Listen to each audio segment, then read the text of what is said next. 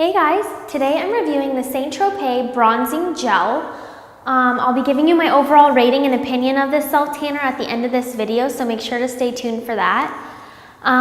So the price of this is $35 for this 5-ounce tube. That's $7 an ounce, which is definitely on the pricier side. It's pretty expensive as far as a self-tanner goes.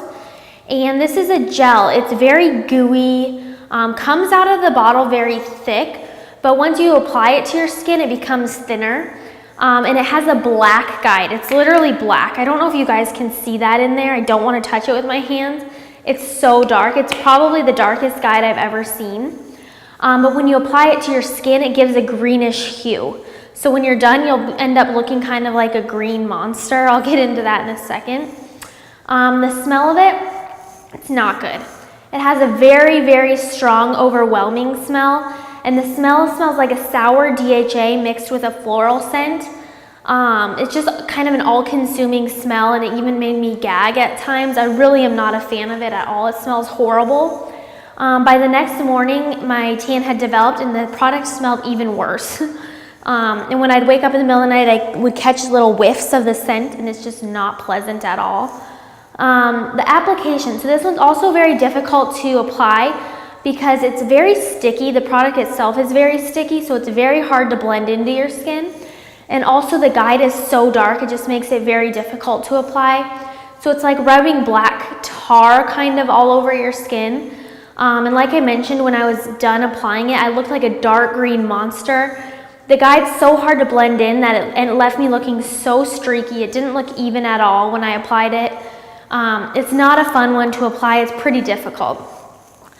The drying time, it took over 45 minutes to dry, and once it dried, it still stayed sticky on my skin all night. So I'm not happy with the drying time either. It was actually quite horrible. I felt very uncomfortable, and just because the product's a thick gel, it stayed sticky on my skin. I don't think it ever fully absorbed. Now, after all the pain of the drying time, the smell, the application, I was hoping for a nice color the next morning, but once I showered the product off, I wasn't happy with my tan. It was very light, much too light for all the trouble I went through with applying this, and it wasn't natural looking at all. It was yellowy. It definitely looked like I had used a self-tanner, and not a good one at that. I think there are way better colors from self-tanners out there, even within the same Tropez line. I am going to go out on a limb and say that this is the worst product Tropez has produced.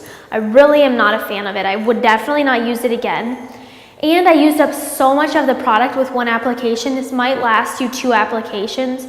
So for $35, that's not a good deal. It's super expensive. You might as well go get a spray tan or buy a better self-tanner. It lasts about 3 days, and it left my skin kind of looking crackly. It doesn't fade very well either. I don't think men will like this one. I'm not a fan of it. I ended up giving it 1 out of 5 stars. So that's the lowest rating I can give. Unfortunately, I didn't like it. I wish I did, but I didn't.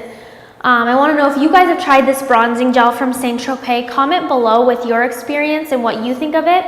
Or if you've been eyeing a self-tanner and you want me to buy it to try it out, comment that as well, and I'll make sure to try it for you. And for more information on this self-tanner and many others, please visit us online at SelfTanning.com and on Facebook and Twitter.